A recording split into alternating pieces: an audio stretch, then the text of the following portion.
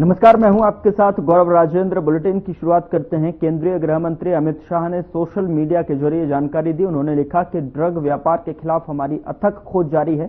मोदी सरकार की ड्रग्स के खिलाफ जीरो टॉलरेंस नीति के तहत दिल्ली एनसीआर में एक बड़े नार्को नेटवर्क का भंडाफोड़ किया गया है।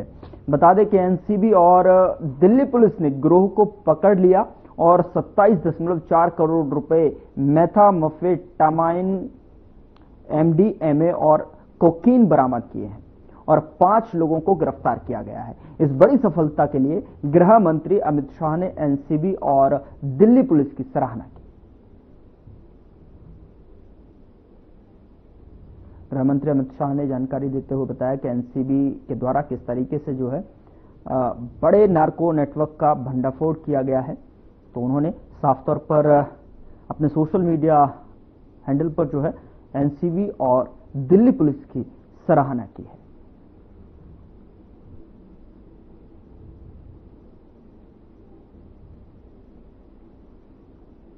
तो NCB and Delhi police for the major breakthrough. यहां पर एनसीबी दिल्ली पुलिस की सराहना करते हुए अमित शाह ने अपने सोशल मीडिया प्लेटफॉर्म पर दिल्ली में बड़े नार्को नेटवर्क का भंडाफोड़ करने पर एनसीबी और दिल्ली पुलिस की सराहना की है।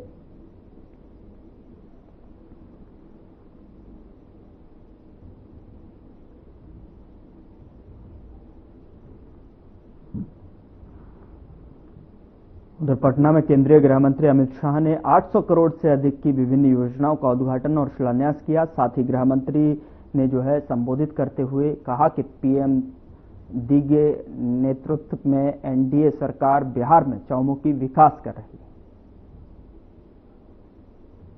है। भारत माता की। क्यों भाई, क्या हो गया है आवाज को? मोदी जी नागपुर में है, नागपुर तक आवाज जानी चाहिए। मेरे साथ दोनों हाथ उठाइए। 25 के चुनाव में विजय के संकल्प की मुट्ठी भींचिए और प्रचंड आवाज से बोलिए, भारत माता की। वंदे वंदे। आज के कार्यक्रम में मंच पर उपस्थित जिन्होंने बिहार को विकास के रास्ते पर आगे बढ़ाने का काम किया, ऐसे बिहार शासन के लोकप्रिय मुख्यमंत्री श्रीमान नीतीश कुमार जी, बिहार के दोनों उप मुख्यमंत्री भाई सम्राट चौधरी जी, विजय कुमार सिन्हा जी, मेरे मित्र और साथी मंत्री श्रीमान नित्यानंद राय जी, बिहार के वरिष्ठ मंत्री श्री विजय कुमार चौधरी जी, सहकारिता मंत्री डॉक्टर प्रेम कुमार जी, मंच पर उपस्थित नितिन नवीन जी, हमारे वरिष्ठ नेता रविशंकर प्रसाद जी, मुख्य सचिव जी, और आज इस बापू सभागार में यहां और पास में भी 2 हॉल में खींचो खींच आए हुए सभी भाइयों बहनों को मेरा प्रणाम, नमस्कार। सबसे पहले इस कार्यक्रम के माध्यम से मैं पूरे देश भर के लोगों को हिंदू नववर्ष की बहुत बहुत शुभकामनाएं देता हूं। आज ही नवरात्रि का शुभारंभ हुआ है। मां शक्ति की ऊर्जा प्राप्त करने के ये 9 दिन सभी के लिए उपासना के दिन है। शक्ति उपासकों को मैं बहुत बहुत शुभकामनाएं देता हूं। आज मैं बिहार की इस ऐतिहासिक और महान भूमि पर आया हूं। ये बिहार का भूमि भगवान बुद्ध और महावीर का भूमि है, चंद्रगुप्त और चाणक्य का भूमि है, राजेंद्र बाबू और बाबूजी जगजीवन राम का भूमि है, और ये बिहार का भूमि हमारे जयप्रकाश नारायण का भूमि है, वो भूमि को मैं बहुत बहुत प्रणाम करता हूं। भाइयों बहनों, आज मैं जब यहां आया हूं तब सहकारिता क्षेत्र और अन्य विभाग के ढेर सारे कार्यक्रमों को आज लोकार्पित और भूमि पूजन करने का कार्यक्रम। विगत 10 साल के अंदर नरेंद्र मोदी जी ने इस देश के 60 करोड़ गरीबों के लिए ढेर सारे काम किए। आज मैं यूपीए के नेता और विशेष कर लालू यादव जी को पूछना चाहता हूं, लालू जी, बिहार और देश के गरीबों के लिए कुछ किया हो तो जरा खाका लेकर बिहार की जनता के सामने आइए। इन लोगों ने गरीबों के लिए कुछ नहीं किया। मोदी जी ने 10 साल के अंदर राशन, घर, बिजली, गैस, जल, शौचालय, दवाइयां और 5 किलो मुफ्त अनाज देने का काम हमारे नरेंद्र मोदी जी ने 81 करोड़ लोगों को प्रति माह, प्रति व्यक्ति 5 किलो अनाज मुफ्त दिया। 4 करोड़ लोगों को घर दिया। 11 करोड़ से अधिक लोगों को गैस का सिलेंडर दिया। 12 करोड़ से अधिक शौचालय बने।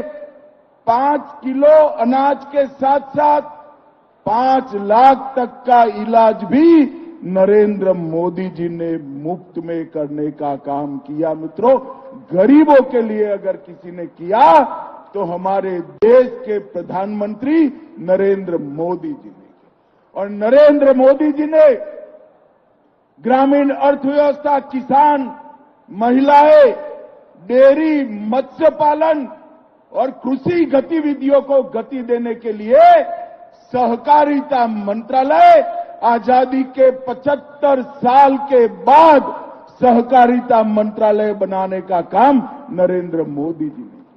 75 साल तक किसी को भी फुर्सत नहीं थी इस देश की सहकारिता को मजबूत करने की। नरेंद्र मोदी जी ने सहकारिता को मजबूत करने के लिए सहकारिता मंत्रालय का स्थापन किया। भाइयों बहनों, बिहार ऐसा क्षेत्र है जहां कृषि भी उपजाऊ है, भूमि भी उपजाऊ है, जल संसाधन भी है। सहकारिता क्षेत्र का मैं आज कहना चाहता हूं, सहकारिता क्षेत्र का सबसे बड़ा फायदा अगर किसी को होगा तो मेरे बिहार को होने वाला है। बिहार को लालू जी के 10-15 साल के शासन में पूरी सहकारिता को चौपट कर रख दिए। सैकड़ों चीनी मिलें बंद हो गई और चीनी का उत्पादन जो एक जमाने में 30% से ज्यादा बिहार से होता था, उसको 6% से कम लाने का काम ये लालू यादव एंड कंपनी ने किया है। मैं आज इस कार्यक्रम के माध्यम से नीतीश जी और बिहार की जनता को कहने आया हूं, इस चुनाव में फिर से एनडीए का सरकार बना दीजिए। हम ढेर सारी चीनी मिलों को पुनर्जीवित करने का काम भारतीय जनता पार्टी की सरकार करेगी। भाइयों बहनों, हमने पैक्स को मजबूत करने के लिए ढेर सारे काम किए। मखाना केंद्र बनाया है। इसके साथ साथ मक्का संशोधन केंद्र को 1000 करोड़ की लागत से पुनर्जीवित कर मक्के की खेती करने वाले किसानों के लिए ढेर सारी योजना हम लाने वाले हैं। और किसानों का एक एक दाना मक्का आज भारत सरकार एमएसपी पर खरीद रही है। दलहन का एक एक दाना आज एमएसपी पर खरीदा जा रहा है और गेहूं और चावल भी एमएसपी पर खरीदने का काम हो गया है। बिहार आज देश में लीची, मशरूम और मखाना में नंबर 1 पर है। मक्के में दूसरे नंबर पर है। मसूर दाल और शहद में तीसरे नंबर पर है। मूंग और गन्ने में 5वें नंबर है और गेहूं और चावल में 6ठे नंबर। ये जितनी भी संभावनाएं पड़ी है बिहार में कृषि विकास और सहकारिता के विकास की, उसका 100% दोहन हम करेंगे और बंद पड़ी 30 मिलों को हम चीनी मिलों को चालू करने के लिए पूरी ऊर्जा लगा देंगे। भाइयों बहनों, दलहन और तिलहन के लिए भी हमने ढेर सारे काम किए हैं। आज यहां सभी पैक्स के अध्यक्ष आए हैं। पैक्स अब सस्ती दवाइयों के दुकान बन रहे हैं, पेट्रोल पंप चला रहे हैं, गैस की एजेंसी पैक्स को दी जा रही है, पैक्स का कंप्यूटराइजेशन हो गया है और पैक्स के माध्यम से पूरे बिहार में जिला बैंकों को मजबूत करने की योजना भी हम लेकर आए। भाइयों बहनों, हमारे नीतीश जी ने ठीक ही किया। 90 से 2005 तक क्या किया लालू यादव की सरकार ने? हत्या, अपहरण, फिरौती, डकैती और लूटपाट का एक इंडस्ट्री यहां पर चलाया जिसने बिहार को बर्बाद करने का, जातीय नरसंहार चले, सत्ता पोषित भ्रष्टाचार चला और पूरे बिहार में चारा घोटाला कर बिहार को देश और दुनिया में बदनाम करने का काम लालू प्रसाद यादव की सरकार ने किया। ये लालू रबड़ी की सरकार को बिहार के इतिहास में हमेशा के लिए जंगल राज के रूप में जाना जाएगा। ये आज पूरा देश और दुनिया जानता है। भाइयों बहनों, आज मैं कहना आया हूं, बड़े बड़े बिजनेस पलायन कर गए थे और नीतीश जी के 20 साल में हर गांव तक रोड पहुंचा है, हर गांव तक बिजली पहुंची है, हर घर तक नल से जल पहुंचा है और मोदी जी ने घर, शौचालय, पानी, दवाइयां, राशन ये सब देकर आज बिहार के गरीब को आगे बढ़ाने का काम किया है। भाइयों बहनों, बिहार में चुनाव आने वाला है। लालू जी के स्टेटमेंट में देखता रहता हूं, वो कहते हैं कि हमने बिहार के लिए क्या किया। मैं ज्यादा लंबी बात नहीं करना चाहता, यहां से गोपालगंज जाने वाला हूं, वहां पर डिटेल बताऊंगा, मगर आज मैं लालू जी के लिए एक प्रश्न छोड़कर जाता हूं। लालू जी, जब आप यूपीए में मंत्री थे, बिहार को केंद्र से कितना रुपया दिए जरा बता दीजिए। आप नहीं बताते हो, मैं बता देता हूं। बिहार को 2,80,000 करोड़, सिर्फ 2,80,000 करोड़ रुपया अब जब आपकी सरकार थी 10 साल में दिए और मोदी जी के 10 साल हुए, 2,80,000 करोड़ के सामने 9,23,000 करोड़ रुपया बिहार को देने का काम हुआ। और भाइयों बहनों, 4 लाख करोड़ के सड़क और पुल, 1 लाख करोड़ के रेलवे के प्रोजेक्ट और 2,000 करोड़ के एयरपोर्ट के प्रोजेक्ट भी दिया। 8,000 करोड़ रुपए से 7 बड़े बड़े पुलों का निर्माण हो रहा है। 31,000 करोड़ से 5,000 किलोमीटर लंबी रेल लाइन लग रही है। पहली किसान रेल भी देश में हमारे बिहार से ही शुरू किया गया और 1 स्टेशन 1 प्रोडक्ट पर भी उस पर काम हो रहा है। शिक्षा में भी सीवर जनपद में केंद्रीय विद्यालय खोलने से बड़े बड़े इंस्टीट्यूशन लाए, मखाना बोर्ड बनाया, हमारा बरौनी का खाद का कारखाना शुरू किया।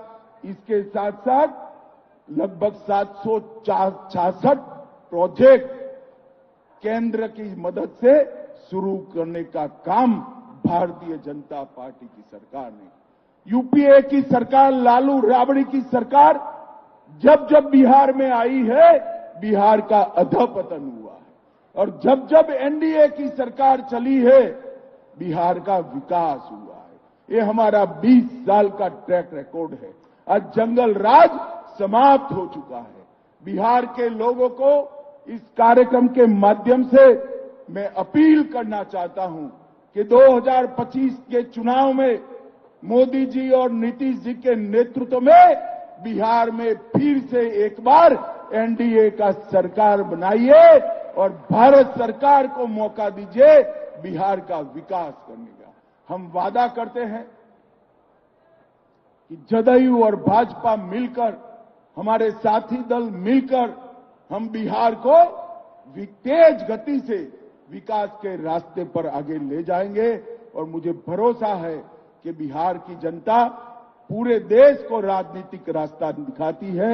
यहीं से बिहार का रास्ता प्रशस्त होगा और आने वाले दिनों में फिर से एक बार 2025 में प्रचंड बहुमत के साथ यहां पर एनडीए का सरकार बनेगा। मेरे साथ जरा जोर से हाथ उठाकर बोलिए, भारत माता की वंदे वंदे वंदे। आप सभी का बहुत बहुत धन्यवाद, प्रणाम। उधर पीएम मोदी ने मन की बात की। बता दें कि ये मन की बात का 120वां एपिसोड है। पीएम मोदी ने इस कार्यक्रम में कई महत्वपूर्ण संदेश दिए। मेरे प्यारे देशवासियों, नमस्कार। आज बहुत पावन दिन पर मुझे आपसे मन की बात करने का अवसर मिला है। आज चैत्र माह के शुक्ल पक्ष की प्रतिपदा तिथि है। आज से चैत्र नवरात्र की शुरुआत हो रही है। आज से भारतीय नववर्ष का भी आरंभ हो रहा है। इस बार विक्रम संवत 2082 शुरू हो रहा है। इस समय मेरे सामने आपकी ढेर सारी चिट्ठियां रखी हुई है। कोई बिहार से है, कोई बंगाल से, कोई तमिलनाडु से है, कोई गुजरात से है। इनमें बड़े रोचक तरीके से लोगों ने अपने मन की बातें लिखकर भेजी है। कई सारी चिट्ठियों में शुभकामनाएं भी हैं, बधाई संदेश भी हैं। लेकिन आज मेरा मन करता है कुछ संदेशों को आपको सुनाऊं। सर्वारिगु युगादि हब्बद शुभाशय गड़ू। अगला संदेश है अंदरिकी उगादि शुभाकांक्षलु। अब एक और चिट्ठी में लिखा है संवसार पाड़व्यार्ची परबी। अगले संदेश में लिखा गया है गुड़ी पाड़वा निमित्त हार्दिक शुभेच्छा। हमारे एक साथी ने लिखा है एल्लावरक्कुम विशु आशम शगल। एक और संदेश है इनिये पुथांडु नल्लवाल थुक्कल। साथियों, आप ये तो समझ गए होंगे कि अलग अलग भाषाओं में भेजे गए संदेश हैं, लेकिन क्या आप इसकी वजह जानते हैं? यही तो वो खास बात है जो आज मुझे आपसे साझा करनी है।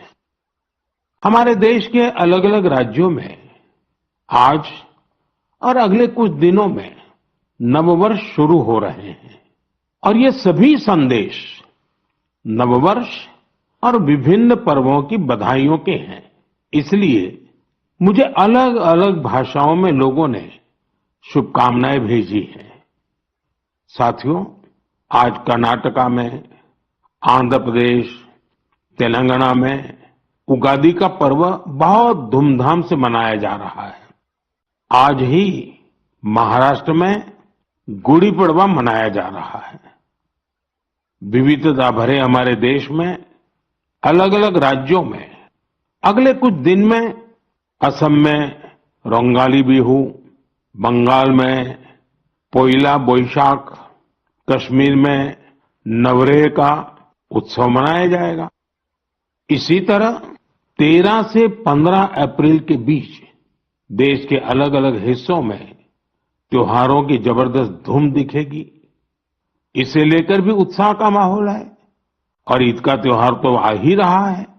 यानी ये पूरा महीना त्योहारों का है, पर्वों का है। मैं देश के लोगों को इन त्योहारों की बहुत बहुत बधाई देता हूं। हमारे ये त्योहार भले ही अलग अलग क्षेत्रों में हो, लेकिन ये दिखाते हैं कि भारत की विविधता में भी कैसे एकता पिरोई हुई है।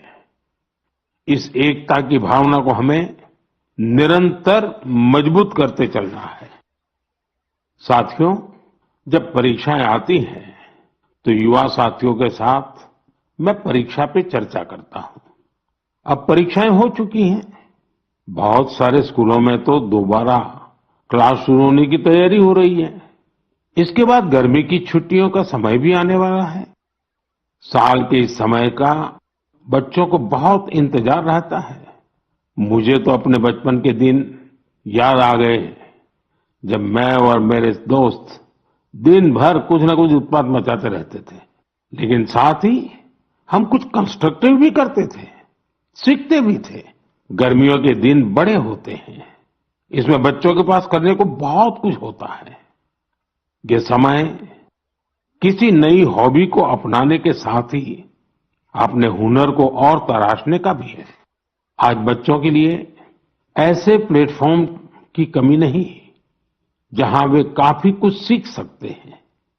जैसे कोई संस्था टेक्नोलॉजी कैंप चला रही हो तो बच्चे वहां ऐप बनाने के साथ ही ओपन सोर्स सॉफ्टवेयर के बारे में जान सकते हैं। अगर कहीं पर्यावरण की बात हो, थिएटर की बात हो या लीडरशिप की बात हो, ऐसे विविध विषय के कोर्स होते रहते हैं, तो उससे भी जुड़ सकते हैं। ऐसे कई स्कूल हैं जो स्पीच या तो ड्रामा सिखाते हैं। ये बच्चों को बहुत काम आते हैं।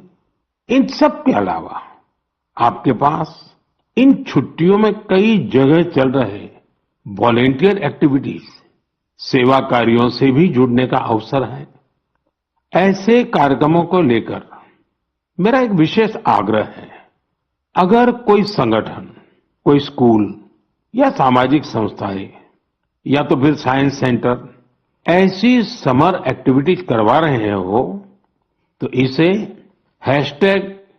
#MyHolidays के साथ जरूर शेयर करें।